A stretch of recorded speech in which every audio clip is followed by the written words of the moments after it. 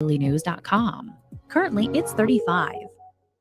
It's flu season. Keep you and your family healthy this winter by rolling up your sleeves to get the flu shot. The SIU Center for Family Medicine in Lincoln is now scheduling patients for flu shots. They emphasize the prevention of future illness by promoting a healthy lifestyle and routine checkups. For more information or to schedule your flu shot, call SIU Center for Family Medicine in Lincoln at 217-735-2317 or click their icon at DeWittDailyNews.com. Forward for happy, healthy families. When is the last time you considered your pet's oral health? Hi, this is Dr. Seuster at Covenant Animal Clinic in Clinton. A pet's dental health is vitally important to their overall health. Learn about our dental services by clicking the Covenant Animal Clinic icon at DeWittDailyNews.com. By leveraging sustainable carbon management solutions like Navigator CO2's Heartland Greenway, ethanol facilities can make substantial progress toward carbon reduction objectives. Learn more on how they're partnering with ethanol producers across the Corn Belt. Click their icon at IllinoisFarmRadio.com. Life is uncertain. Stop in and see me, State Farm Agent Jason France, on the west side of the Clinton Square, or click our icon at DeWittDailyNews.com and see how our full lineup of State Farm insurance and financial services can help protect your family. Local farm broadcaster Jared White covers the local agriculture news you need to know. Hear his reports by downloading the free WHOW mobile app. There's nothing like hearing the songs you love on local radio with no subscriptions and no monthly fees. But there's a new bill in Congress that could stop the music. If passed, this bill would tax your local radio station simply to play the music you love. Text LOCAL to 52886 and ask Congress to support local radio stations. Help us keep you connected to the music, local news, weather, and traffic that you need each day. This message furnished by the National Association of Broadcasters. Home starts at First National Bank and Trust Company in Clinton. Whether it's buying your dream home, refinancing your existing loan, or exploring a home equity loan, First National Bank and Trust Company is the place to get started with your new mortgage. Schedule an appointment today to find the right loan for your unique situation and do more with your money at First National Bank and Trust Company. Apply today. First National Bank and Trust Company, member FDIC, equal housing lender, NMLS number 746401.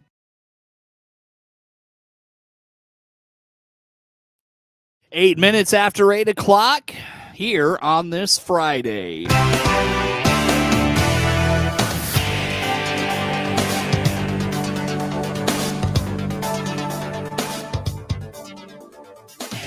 From the newsroom of Regional Radio and DeWittDailyNews.com, I'm Seth Lawrence with this expanded local newscast brought to you or streaming to Facebook and YouTube, but brought to you by Peterson Insurance, your Pekin Insurance agent in Clinton.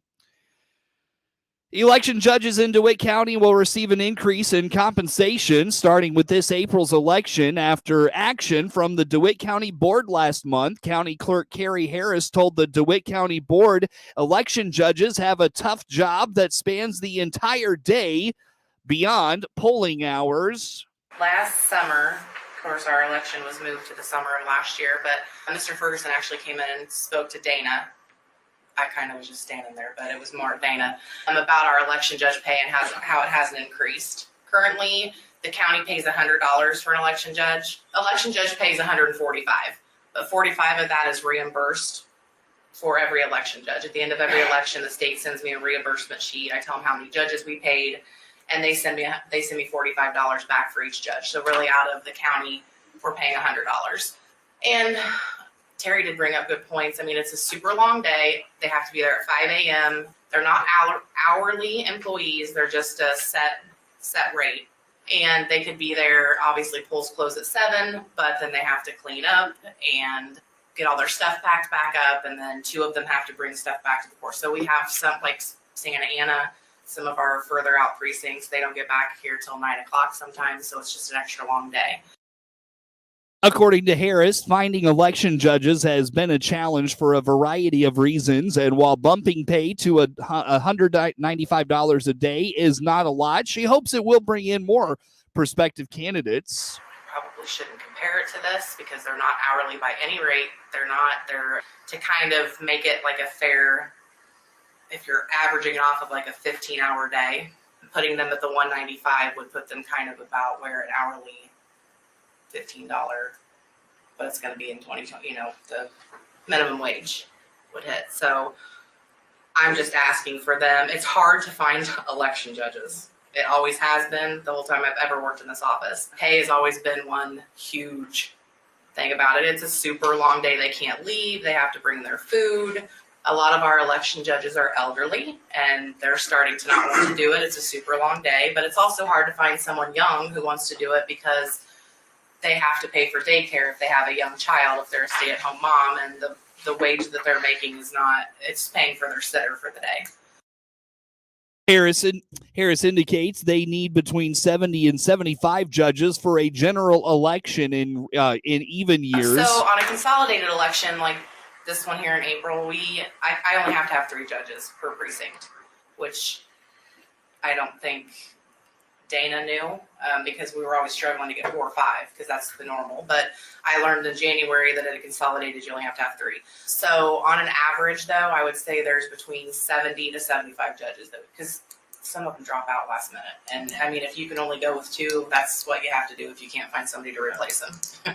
We do the best we can, but so 70 to 75, I think, would be a good average. I've never paid any more than probably 90 judges, and that's with a primary or general election in the even years. Harris notes the state of Illinois has discussed increasing reimbursements for counties for its election judges. She doesn't know if that will be for this April's election, but feels it would be beneficial. The board approved the increase in pay at its regular meeting in February. Well, if you were hoping some of these nice days from recent weeks would be indicative of a nice spring coming up, you might be disappointed. On the WHOW Morning Show Thursday, Ed Shimon at the National Weather Service in Lincoln told regional radio the rest of the month is showing below normal temperatures with a signal for above normal precipitation. Well, the updates from the Climate Prediction Center for both 6 to 10, 8 to 14 day, and 3 to 4 week outlooks all showing below normal temperatures. So the rest of the month, we're not going to see a whole lot of, those 60s where you're above normal, maybe a day or two, but by and by, the balance of the rest of the month looks below normal temperatures. And then the precipitation, once we get through this next week of rain and snow and possibly a little snow, near normal precipitation, which means, we should settle down. We shouldn't see any major flooding type rains the rest of the month. So all those 3 outlooks, pulled back on the above normal precip. Below normal, but maybe not as much, heavier precipitation. For the month of March, we normally see about 2.7 inches of liquid equivalent hit the ground. And sometimes that's got some wintry precip in there. We average about 1.8 inches of snow in the area in the month of March. We're at a half inch in Lincoln right now, although there was some higher amounts, in DeWitt and McLean areas. But, so just shy of 3 inches of water hitting the ground, and we're at 1.10 for the month. So we're a third of the way, or just over a third of the way there. And it's a third of the month almost here. So, we probably could see another 1.5 inches of water hitting the ground if we stay around or just below normal. Keeping the ground pretty wet. The ground's a little soggy. I mean, that 3.4 inches of rain in the end of February kind of filled the buckets a little. So we could do for a little bit of a dry spell. But, that near normal precip for the rest of the month, hopefully it'll bode well, because we're going to get hit with, another inch of rain here in the next possibly 7 days. Once we get into April, Shimon indicates things are looking positive that we could see above normal temperatures. It's not a strong signal, but the possibility is there. Yeah, the Climate Prediction Center is still towing the line on the 3-month outlook of April, May, June of above normal temperatures. Not like, heat wave kind of stuff. We're in the 33 to 40th percentile. So tipping the balance towards above normal temperatures. And then above normal precip signal is still in there for the April, May, June. So the bulk of the rest of spring, April and May, potentially could have, additional waves of some rain coming through or severe weather. We're right on that boundary here. So I don't know, severe weather potential might be a little higher this year, just from what I'm seeing in the temperature outlay across the country. Could be an active severe weather spring. We've already had, 10 tornadoes in central Illinois already, and it's not even the typical April, May, June severe weather season. So Yeah. always be mindful of that too. Yeah, we had on the entire 12 months 2022, we only had 7 tornadoes, and they were kind of speckled around in various months, 7 total, and we had 8 on January 3rd in our area already. So we topped last year's 7 on the 3rd day of the year. So that might bode that we're probably going to see a few more this year and could be an active severe weather season. When it comes to snow for March or April, Shimon indicates it isn't out of the question. While snow gets less and less likely the farther into March we get, it still cannot be ruled out. We're just missing out on these next 2 systems. I mean, if there was a shift of 100, 150 miles in the low track of this thing, we would be in that, 3 to 6 inch band of snow very easily. And then, just north of Peoria, there's indications of 2 to 3 inches of snow possible, like Galesburg to Lakin up there. We were really close on this one, and March has shown that very dynamic systems come and dump quick amounts of snow. So I would be still leery. We have below normal temperatures in that outlook the rest of the month, near normal precipitation, but it would only take one low pressure tracking up the Ohio Valley, and we're right in the heavy snow.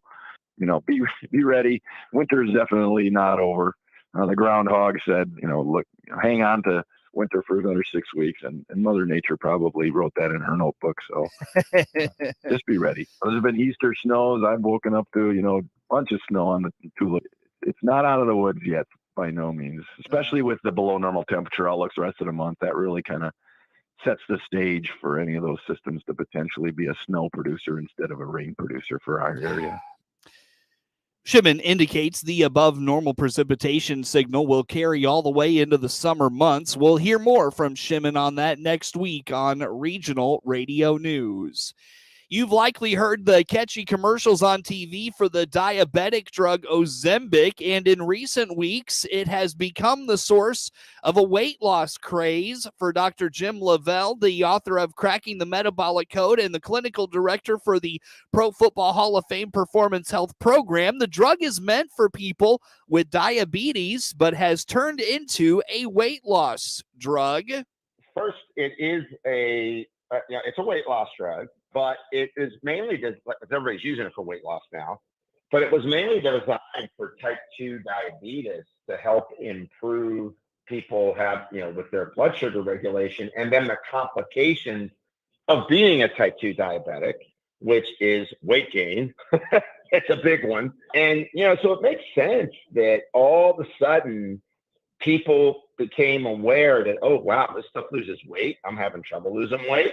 Maybe I could get this drug and use it off label. And so, with obesity being, kind of being reclassified as, a disease, at least shortly, that's going to open up this channel for the use of this drug. Now, here's the issue. You've got a lot of people. And once again, half of our population is either pre-diabetic or already a person with diabetes. And now you've got 80% of the population overweight, and 50% of the population is estimated to be going to be obese by the year 2030. Wow. So there's some pretty stern measures that really we got to take action on. So people have been using this drug. Now the big interesting backlash to it is, and I've said this all along, is that, one, there's, the quote out in LA, they're talking about Ozempic face, right? Where you're losing all this fat and you're losing the fat off your face, and all of a sudden your face is really thinned out. And yeah, your body's thinned out. But when people get off of it, and the drug name is semaglutide. It's called a GLP-1 agonist, which basically makes you use your glucose and insulin better, and you're going to lose weight. According to Dr. Lavelle, one of the issues with the drug is when an individual stops using it, they regain all the weight they've lost. He says this is not surprising, as the drug is not addressing the root causes of a person's poor health. But the problem is that when people go off of it, they get weight gain back. And my whole issue with that is that if you don't learn to change your lifestyle, people need to exercise. I mean, he said, as you're aging, train more with weights. You should probably look at how much liquor consumption.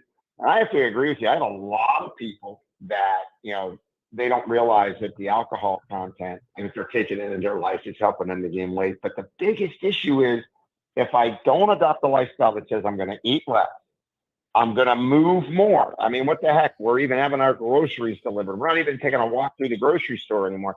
I think we should weight the grocery carts. Instead, the groceries come right through our door. Now I only got to take 8 steps from the front door to the kitchen, or maybe it's 30 steps. And so we're becoming less and less mobile. We're still eating the same amount of calories we've been conditioned to. We're picking the wrong foods. And then we want this drug to be our miracle, which honestly, it does reduce your appetite. People lose weight. They also lose a little bit of lean muscle mass along with the fat, which you have to be really careful of. But the biggest issue is, there are side effects. Some people feel nauseous from it, especially when they first start on it. But my biggest, gripe is it isn't about the use of the drug, because I've lived with a family with the complications of diabetes. My grandmother was fingerless, toeless, and blind. My father had a duodenal cancer, which diabetics are more prone, anywhere between 4 and 8 times more prone for intestinal cancers than the general population. And so now I really believe that we have to make drastic moves to get people to lose weight and take care of their health. But we got to stop looking for that golden arrow, right? That magic bullet, which, look, these drugs, this category of drugs do get people to lose weight. Dr. Lavelle says if you're using the drug, make sure you're being appropriately evaluated, because some of the side effects can be impactful on your organs. He also implores users to have a baseline test done before going on Ozempic. There's a push in the General Assembly for gas stoves in Illinois to come with a warning label. The label would alert users to the risks of asthma and other respiratory illness from gas stove emissions. It's sponsored by Representative Ann Stava Murray of Downers Grove, who says this is not about restricting people's choices. It's about helping them to make the best choices for themselves and their families by ensuring that they have all the facts. She says it's a simple bill. It does not ban gas stoves. It does not prevent anyone from purchasing a gas stove. It does not require existing gas stoves to be modified or removed. What we want is for Illinois consumers to be better empowered to make informed choices. If eventually passed and signed into law, the label requirement for gas stoves sold in Illinois would kick in next year. Legislation in the Illinois Senate ensures college students have access to emergency contraception. The bill requires public colleges and universities have at least one wellness kiosk on campus which offers Plan B or other similar contraception at a reduced price. It's sponsored by Senator Selena Villanueva of Chicago. This is an opportunity to give access to students that they're still paying for this. So this isn't being given out for free, but it provides them an opportunity to be able to go to a wellness kiosk on campus and be able to get what they need. The mandate does not sit well, though, with Senator Neil Anderson of Andalusia. Being somebody that thinks and believes that life begins at conception, why are my tax dollars going towards that? All I'm asking is, you want to sell condoms? That's fine. You want to sell regular birth control? Fine. You start killing things that I believe are life, I have a problem with my tax dollars going to that. Villanueva says the kiosk could also be stocked with things like condoms, tampons, and pregnancy tests. The bill passed a Senate committee and now faces a vote on the Senate floor. Illinois House Republicans are calling for real ethics reforms to be passed this spring. This is one of the GOP's top priorities, saying it's time to enact real reforms and end corruption in government. Representative Blaine Wilhauer of Effingham says that should start with exposing and eliminating conflicts of interest. Legislators need to choose between personal profit and public service. No more politicians like Madigan and many others around here using their legislative clout to line their pockets at the taxpayers' expense. Representative Ryan Spain of Peoria. We have bills that are ready to go right now that should not be wait for some potential assembly of an omnibus that may or may not happen late in the session. Republicans propose a resolution that prevents any portraits of former House Speaker Mike Madigan from being put up in the House. $4 gas is still on the table for this summer, with more vacations planned after the pandemic. That comes on the heels of the Federal Reserve Chairman Jerome Powell's prediction that interest rates could continue to rise. Patrick DeHaan with Gas Buddy reports prices at the pump still have room to move. I still think it is, although if anything, I don't know if the case would be quite as strong, as oil prices have been rather tame. And now with the Federal Reserve likely to have to raise interest rates more aggressively, the odds of $4 certainly do diminish, although maybe just slightly. We still have about 43 cents a gallon to go to see average prices go up to hit that $4 a gallon mark in Illinois. It's not a guarantee, but typically gas prices go up 35 cents to 85 cents between March and Memorial Day, which would put us at potential risk for seeing that $4 a gallon number potentially later this spring if it does happen. At last count, prices at the pump around the state averaged $3.50 a gallon over the last month. Prices are down almost 8 cents a gallon and around 81 cents a gallon from a year ago. Andrew Funk hit 5 of his 6 3-pointers and scored 17 of his 20 points in the second half as Penn State beat Illinois 79-76 in the second round of the Big Ten tournament Thursday in Chicago. Cameron Winter scored 18 points. Seth Lundy had 17 points and 10 rebounds as the 10th-seeded Nittany Lions will take on 2nd-seeded Northwestern in today's quarterfinals. Jalen Pickett, who came in averaging 18 points a game, scored a combined 61 in 2 regular season wins over Illinois, finished with 12 points, 8 rebounds, and 8 assists. Terrence Shannon Jr. had 19 points. Coleman Hawkins finished with 17, and Dane Danger had 13 for Illinois. Trailing by 1 with 8 minutes to play, Penn State went on a 14-3 run with 6 points each from Funk and Pickett to push the lead to 12. With just under 2 minutes to play, the Lions went 7 of 10 at the line from there to hold off Illinois, who made a 3-pointer as time expired. Lundy and Winter combined for 21 points for Penn State, who built a 27-17 lead with 8 minutes left in the first half, but the Nittany Lions finished the half with 4 turnovers and shooting 2 of 11. Hawkins scored 6 points in a 13-4 half-ending run to narrow the gap to 31-30. Penn State has won 6 of its last 7 games. Get the latest in local news anytime from your computer or mobile device at DeWittDailyNews.com. The morning show streams to Facebook and YouTube. It's brought to you by Peterson Insurance, your Pekin insurance agent in Clinton.